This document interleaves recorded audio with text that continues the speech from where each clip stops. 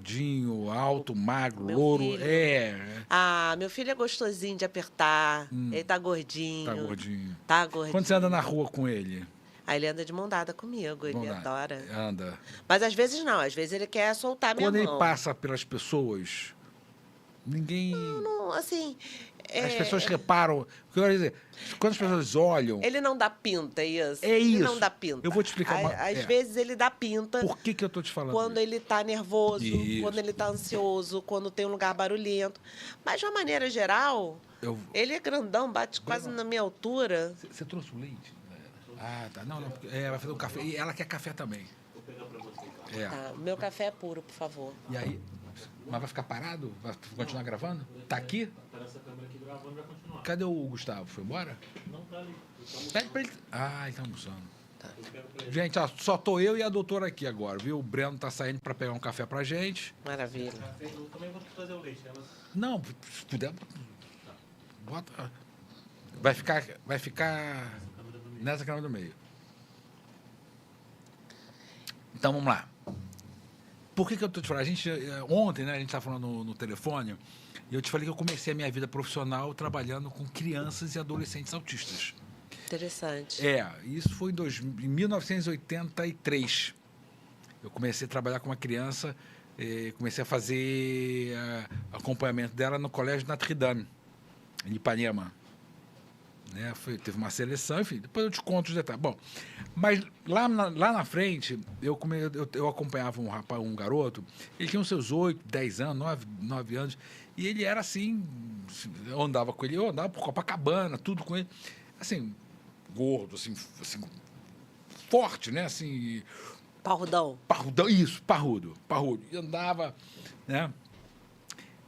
E um garoto bonito, sabe? Não passava por ele, só chamava atenção quando ele falava, olhava para o lado. Tal. Uma vez a gente estava num bar, Copacabana, e tinha um senhor, um cara, tomando Coca-Cola. Eu entrei ali eu entrei para comprar alguma coisa para ele. Ele foi, pegou o copo do sujeito e bebeu a Coca-Cola do sujeito. O sujeito pegou e agrediu ele. Nossa. Quer dizer, aí a gente falou, olha, aí eu falei, não, o garoto ele tem problema, ele tá. Aí ele, eu não via, não sabia. Aí o dono do bar chegou, enfim, deu uma confusão rápida, mas aquilo ali foi algo que me chamou a atenção, porque é um risco certas situações. Sim, não tem filtro social. Não tem filtro social. O meu filho é capaz de chegar para você e se, por exemplo, não gostou da sua camisa, falar, essa sua camisa é ridícula, parece camisa, sei lá, de motorista de ônibus. Motorista de ônibus, feia. Né? Ele vai falar isso sem problema nenhum. Do mesmo jeito que ele olha para mim e fala, mamãe, você não é bonita. Eu falei, mas quem é bonito para você? Ninguém é bonito. As pessoas são muito estranhas. Olha só. Ele olha para as pessoas e acha estranheza nas pessoas. Ele não percebe o belo. Ele não tem esse refinamento de uma pessoa bonita. Ou a referência dele é outra? Ele não tem referência. Ele não acha ninguém bonito. Ele sabe o que significa beleza? Ele sabe, mas ele não consegue. É a mesma coisa que os sentimentos. Tá, Ele, quando era menorzinho, e eu viajava muito para dar aula, quando chegava de viagem, louca de saudade, para Você dava apertar, aula? beijar. Dava aula em pós-graduação, em São Paulo. Ah, Então, quase todo final de semana eu estava viajando. e ele? Ou fazendo perícia. Ele ficava com a babá.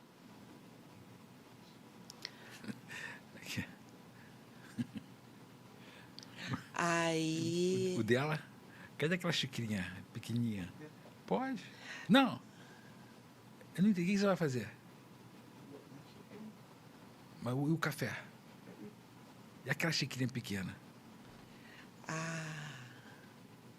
Mas vai dar o café com leite na E pequenininha? para ela, o café é puro para ela. E aí, quando eu chegava de viagem, ai, filho, que saudade, que não sei o que. Não, mamãe, eu tô com raiva de você. Tô com raiva. Borrado, tô com raiva. Aí eu ficava, lógico, meu coração ficava apertadinho, né? Imagina, meu filho tá com raiva de mim, que absurdo. Como é que eu saio para viajar e deixo o menino com raiva? Bate aquela coisa toda. Aí eu comecei a entender que, na verdade, Ele estava nomeando raiva um sentimento que era ruim, que é a saudade. Sim. É Ele não essa a conseguia... questão, ele não interessante. diferenciava. Sim, sim, E aí eu perfeito. falei, Pedro, mas você sente raiva porque você não gosta da mamãe? Não, eu amo a mamãe, então não é raiva. Você sente falta, você gostaria que a Pra mamãe ela. estivesse com você. Olha o café. Ei, não tomo nada não, obrigada, querida. E o meu? Vem, vou mostrar pra você. Hoje. Aí eu leio aí, leite. Maravilha. Tá, ó, tá tranquilo. Não. Aí eu vou arrumar um problema aqui pra vocês. Vai fazer uma lambança, Vou fazer uma lambança aqui. uma leve lambança. É. Mas fala, fecha a porta. Tem um povo aí, meu público tá ali, ó. Hoje tem público aqui. Ei, coisa boa. Fala. Então, eu fui explicando para ele. Falei, Pedro, quando a mamãe viaja, você não gosta de dormir na cama da mamãe, sentir o cheirinho da mamãe no travesseiro, ficar abraçadinho com o travesseiro. Isso a gente sente falta. Você gostaria que a mamãe estivesse aqui? Gostaria. Ah, então o nome disso é saudade. É um sentimento ruim, é um sentimento que dói, é um sentimento que machuca, mas não é raiva.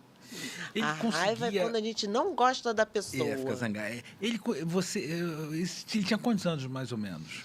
Ele aí já estava com uns 7, 8. Ele conseguia, assim, saber que você estava ausente fisicamente? Quer dizer, Sim, ele tinha noção, ó, mamãe... Quem é que ficava com ele? a babá. Tinha babá. Ele sabia que a sua ausência era física, você estava em outro lugar, Sim. longe. Sim, sim. Isso era explicado sim, para ele. Sim. E quando você voltava, Sim. ele falava, estou com raiva, mas é o que Era você está explicando. saudade. Era saudade. Então, essa coisa assim do belo, Sabe? tudo que é qualidade, né? Tudo que é sentimento e tudo mais, para ele é difícil. Né? Esses tons que existe, né? Do que é sentimento, do que é qualidade, né? Isso é uma dificuldade que ele tem, né? E isso ele precisa aprender na terapia, porque é Na isso que terapia? desregula ele. Não, ele não aderiu até hoje. Atualmente, ele está numa situação que ele está conseguindo entender que ele precisa da terapia. Porque quando você diz que ele não aderiu, assim, conta um pouquinho. Ele Você quebrava os consultórios. Quebrava? Quebrava. Quebrava tudo, batia todo mundo, fugia, criava o auê. Tomava remédio? Toma remédio? Toma para regular o comportamento, né? E o humor dele, a parte da depressão. Ele não aderiu à terapia. Ele quebrava e ficava... Ele Tá. não gostava que acessasse os sentimentos dele, ele não gosta, né? Acessar ele. E aí, atualmente, ele está fazendo um trabalho de entendimento da necessidade da terapia e ele está vendo o resultado, ele está vendo que ele está melhor. Está evoluindo. Está evoluindo, né? E uma coisa que é até interessante falar, um assunto que a gente Sim, tinha comentado, manda.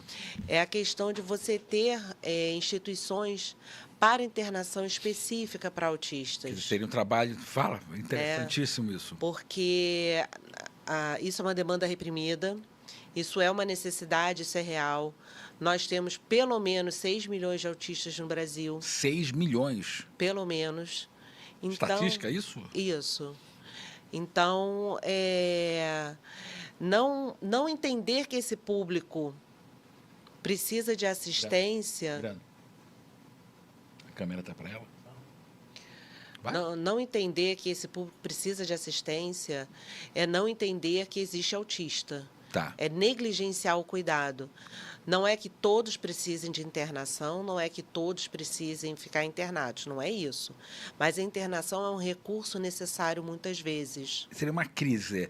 Você está falando que muitas vezes a criança, o adolescente, o adulto autista, ele tem crise de agitação, não é agitação só de física, não, de de voz, de gritar, de falar compulsivamente, seria isso? E aí o recurso que você tem, às vezes, não é o suficiente, seria Na isso? verdade, assim, o autismo normalmente vem de mão dada com outros diagnósticos psiquiátricos, tá? De uma maneira geral, o autista ele tem mais um diagnóstico psiquiátrico com ele. O autismo é um transtorno do neurodesenvolvimento, não é doença, é Transtorno do neurodesenvolvimento. Então, ele vem desde a infância, ele não é depois de adulto que vai ter, ele tem que ter características do que seria do autismo, do transtorno do espectro autista, desde a infância. E o autista, por excelência, ele vem sempre com mais um diagnóstico psiquiátrico associado. Pode ser a bipolaridade, pode ser a depressão, pode ser esquizofrenia, pode ser uma série de diagnósticos. E ele precisa de terapias específicas, não só para este diagnóstico, mas que entenda também que as características do autismo podem estar retroalimentando isso negativamente. Né? E aí está o ponto X da questão. Porque quando você interna um autista, uma criança, por exemplo, um adolescente, vai internar numa instituição psiquiátrica, vai escolher uma instituição de excelência e tudo, mas ela não é uma instituição para autista. Mesmo que seja, tem uma instituição aqui no Rio que tem criança separado, faz internação de criança, mas não faz de autista. Tem a outra que é onde o meu filho atualmente está internado, ele precisou disso, ele estava em risco de morrer. Eu faço questão de falar isso porque quebra um tabu quando você traz a informação. Não é vergonha. Não fiz isso por maldade, fiz isso por necessidade. Ele estava em risco de morte e para ele está sendo muito boa a internação. Ele está se tornando uma pessoa com mais autoconhecimento, mais autoconsciência, não tem mais ideação suicida. Faz atividades, faz as atividades, se relaciona, está nadando, coisa que ele não gostava, ele está nadando, ele está aprendendo a entender algumas regras sociais que ele tinha dificuldade. E com segurança, que é o mais importante. Né? Os ajustes das medicações, das doses, os exames que forem necessários de sangue para acompanhar e tudo mais. Então, mas ainda assim, é uma instituição de excelência, é um lugar de excelência, mas não tem as terapias necessárias, específicas. Difícil. Para fora o autista. Do país, existem instituições fora? Sim. Você conhece? Sim. Chegou a conhecer? Conheci na Irlanda, eu conheci alguma coisa. Tem uma amiga minha, grande amiga minha, que trabalha lá na área de saúde mental. Quem é? Você fala o nome dela? Posso falar, sim. A Janaína, uma querida, uma grande amiga.